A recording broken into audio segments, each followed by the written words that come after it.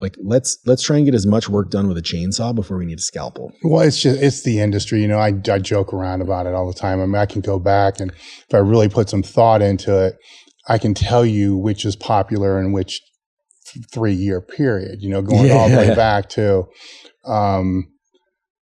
remember bracing and the milk jug thing? Oh, yeah. I mean, that was big and everybody was talking. No, it's not saying it's not important, right? But it was the big thing for a long time. And then after that, we went into like the Copenhagen. Like everybody's doing the Copenhagen for the anterior oblique sling. So that's the big fucking thing. And then after that, there was that. Now it's the fucking one-arm cable row. You know, it always leads into the next thing. I'm at the age in my career where I've seen all of it, and now I'm starting to see it come full circle. You see it again, right? Yeah. And that's something I was talking about Greg yesterday, which is interesting because I didn't think about this.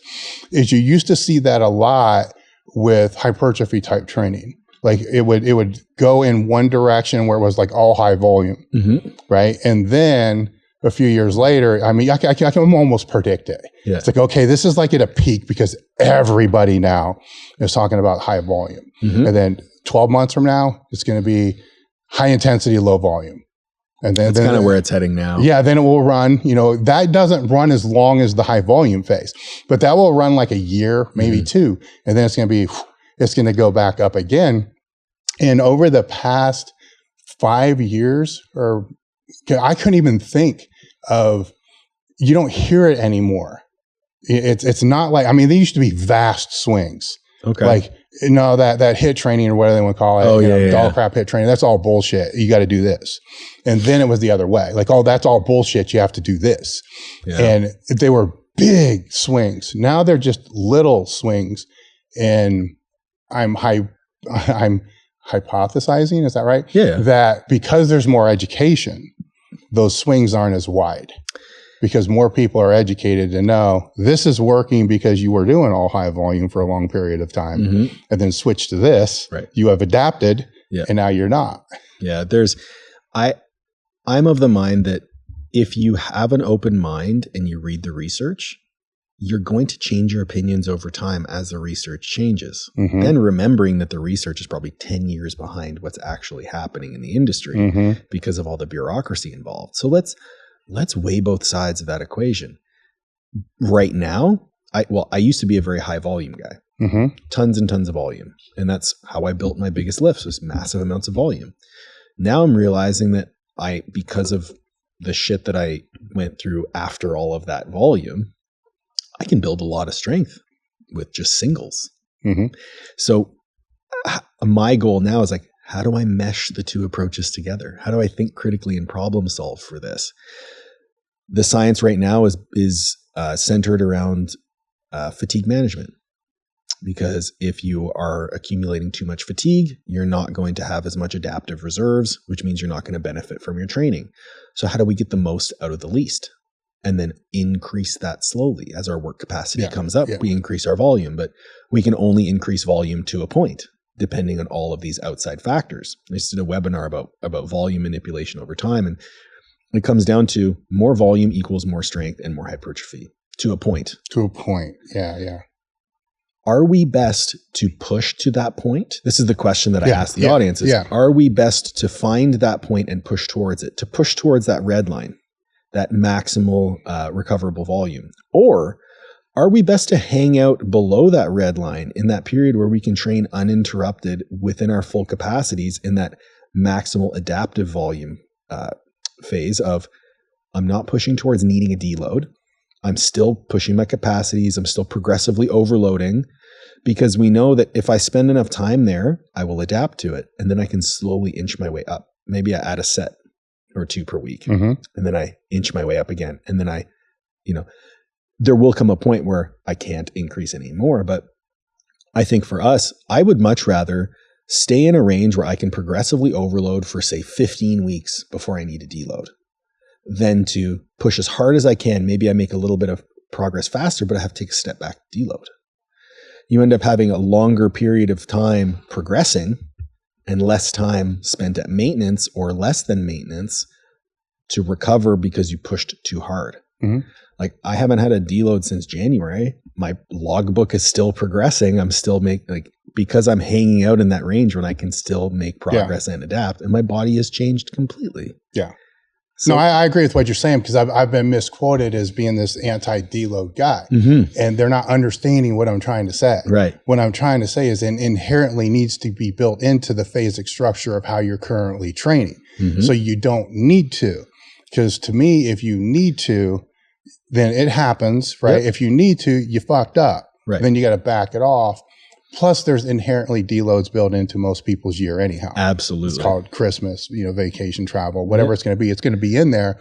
And, how unfortunate would it be if somebody's, if they're deloading every 4th week, right? So they're deloading every 4th week, but then that 5th week just happens to be Thanksgiving break. And they're going to be traveling, going with family and stuff. So now they got 2 weeks, that kind of stuff. But the other question to what you have is, how do you know what that threshold is unless you've been there? Totally. Right. So that's the caveat. Yep. So if you know what it is, then you've been training as long as what you have and what I have, you kind of feel it. Yep. And it's like, okay, now scale it down, what attributes need to be pulled out, what need to be kept in. Yep. That's a whole other can of worms. Yeah, it is. And then let these fall, and don't be fucking frustrated when it falls. And then that's avoiding that big pitfall. Yeah. I also will, with regards to training over time, it's what you can sustain that's going to make you progress. I look at a guy like Stan Efferding. Stan set a world record when he was almost 50 years old. If you avoid regressions, you're just going to continue to adapt as long as you're smart about it. Yeah. And that's to me, that problem solving aspect is what keeps me excited about this. And especially as I'm learning more, when we do these webinars, I do all the research behind it so I can bolster my arguments one way or the other. And there have been so many times when I'll do the research and I'm like, wow, yeah, I was a little off on this one. And then it completely flips the script. I did that talk on adherence. I was like, it's going to totally be your environment. I was dead set. I'm like, your environment has a huge impact. Literally nothing. Because the environment only dictates how confident you are at your ability to do the thing. Yeah. It's if you pass by McDonald's every day, you're going to feel way more likely to eat McDonald's than if you just change the way you drive home and don't see McDonald's anymore. Yeah. With the example, say, of Stan or that long-term thing, I think that, my brain always goes towards, the intermediate and above, because that's what I like working with the best. Right. They need to define what that is. Yes. Right. Because is it that they want to still compete, at that period of time, or do they, at this period of time, for instance, they start to see that window shutting, because of injuries or whatever it's going to be, what's their decision going to be there? Is it going to be to try to expand that window, or is it going to be to fucking throttle down and try to get the most out? And there's no right nor wrong. No, but they don't define what it is. And then nor do they know what the consequences of each could be. That self-awareness, you're going to be your worst enemy for sure. Yes. I mean, I wasn't in the position where I thought I was done competing. I was more in the position of I want everything right now. And so I throttled down. And that's why I'm in the position that I'm in. And I'm not, I wasn't able to train the way I wanted to train. So I paid the price. That's part of the reason why being an athlete has made me a better coach, because I know how to guide people to avoid the pitfalls that I've fallen into. Yeah.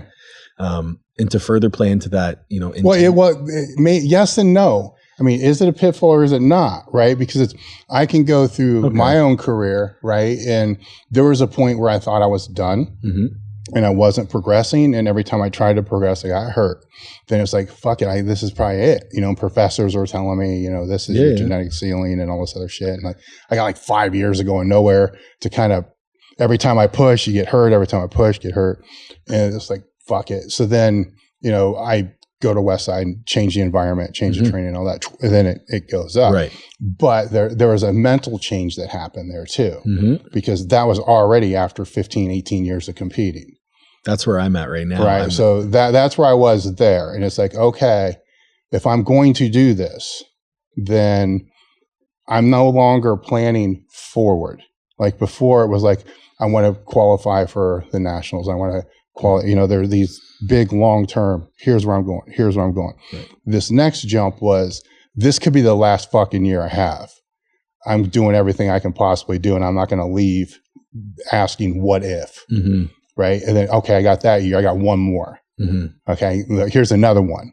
And so I know that the risk benefits tilted, radically one way. Right. Like, fuck it. I don't care what happens. And then, 10, 14 years later, going back, I wish I would have thought, let's go back. Now, Louis kind of had it all. Here's the 3-year plan. Here's a 2-year plan. So it was all long term. So some of that was shielded, but not my brain. Mm-hmm. My brain was just fuck, go.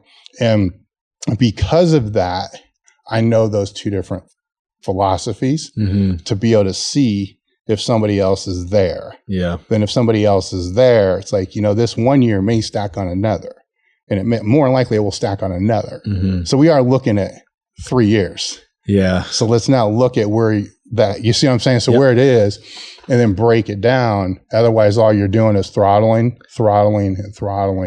and pushing the envelope, which has a place.